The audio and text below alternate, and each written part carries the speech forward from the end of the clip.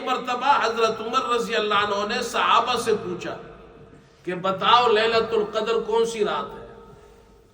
انہوں نے کہا کہ رمضان کے آخری عشرے کی طاق راتوں میں سے ایک رات ہے۔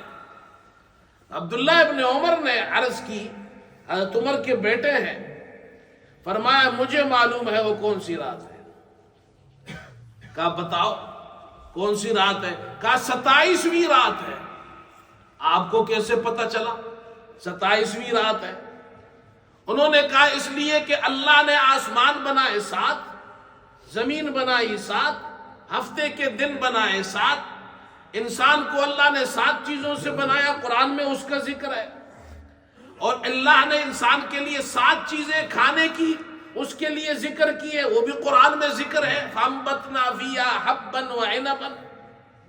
پھر طواف کے 7 چکر ہے، جمرات کے اندر 7 مرتبہ رمی کرتے ہیں، اس طرح 7 7 7۔ اس سے معلوم ہوا آخری عشرے کے اندر جو 27ویں، یہ بھی 7ویں رات ہے آخری عشرے کی، تو 27ویں شب یہ زیادہ امید ہے کہ یہ لیلۃ القدر کی رات ہے۔ حضرت عمر رضی اللہ عنہ نے فرمایا بیٹا تم وہاں تک پہنچے ہو، وہ باتیں سمجھ گئے ہو جو ہم بھی نہیں سمجھے۔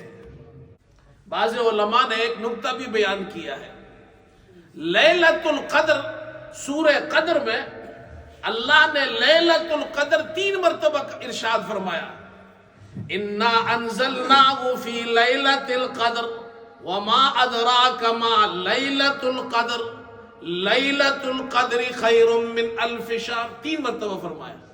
اور لیلۃ القدر اس میں 9 حرف ہے، لیلہ 4 حرف یہ ہو گئے، القدر 5 حرف یہ ہو گئے، تو یہ کل 9 ہو گئے، اور 3 مرتبہ اللہ نے فرمایا لیلۃ القدر، تو 9 کو 3 سے ضرب دو 27 بن جاتے ہیں۔ اس سے بھی معلوم ہوتا ہے کہ یہ رات لیلۃ القدر 27ویں رات ہے، زیادہ امید یہ ہے، اس لیے 27ویں رات میں زیادہ عبادت کرے، چانسز زیادہ ہے۔